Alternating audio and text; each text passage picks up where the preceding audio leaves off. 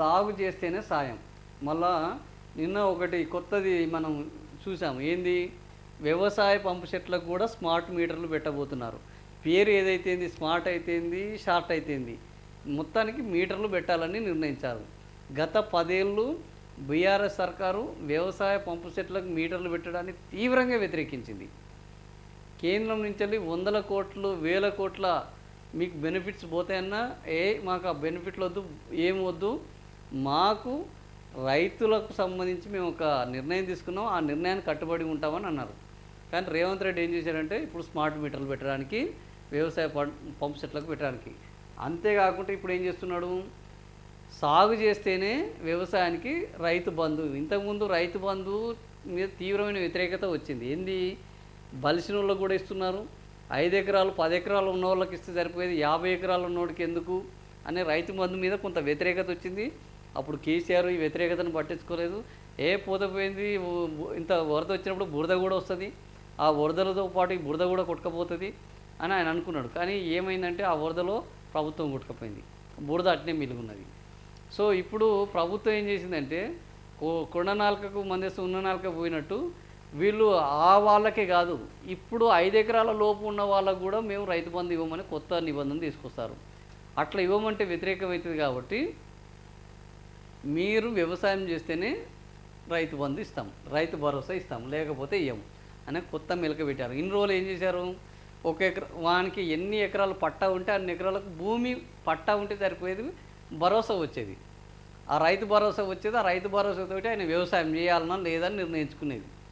లేదా తన దగ్గర డబ్బు లేకపోతే వచ్చిన భరోసాతోటి 1 ఎకరమో 2 ఎకరాలు చేసుకునేది 5 ఎకరాలకు వస్తే.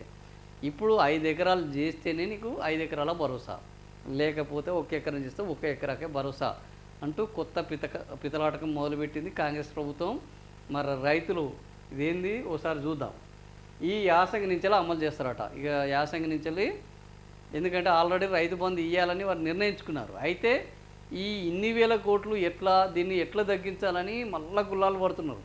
ఎట్లయినా రైతు బంధు ఈ అమౌంట్ను తగ్గించాలి. ఇప్పటికే 50 ఎకరాలు 100 ఎకరాలు అని వ్యవసాయం చేయని వాళ్ళు, పెట్టుబడిదారులు, వీళ్ళని దాన్ని సగానికి సగం తగ్గించారు. ఇంకా కూడా తగ్గించాలి అని దాన్ని రంధ్రాన్వేషణ చేసి ఇప్పుడు కొత్త దాన్ని కనిపెట్టారు. అసలు వ్యవసాయం చేయని వాడికి వ్యవసాయం భరోసా ఎందుకు ఇవ్వాలి, ఇన్పుట్ ఎందుకు ఇవ్వాలి అని ఎవడోడు చెవిలో ఊదిండు.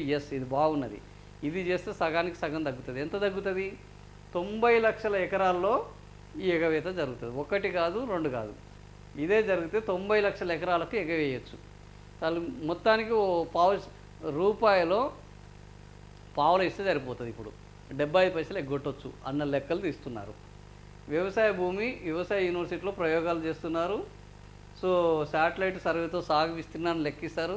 మొత్తం శాటిలైట్ తోటి ఎక్కడెక్కడ ఎన్ని ఎకరాలు పండిస్తున్నారు గుర్తించి అన్ని ఎకరాలకే రైతు బంధు రిలీజ్ చేస్తారు. రైతు భరోసా ఇచ్చే నాటికి శాటిలైట్ టెక్నాలజీ సిద్ధం చేయాలి. తుమ్మల ఆదేశం 5,000 కోట్లను కోల్పోనున్న అన్నదాతలు. ఇది ఓవరాల్గా 5,000 కోట్లని కోల్పోతున్నారు.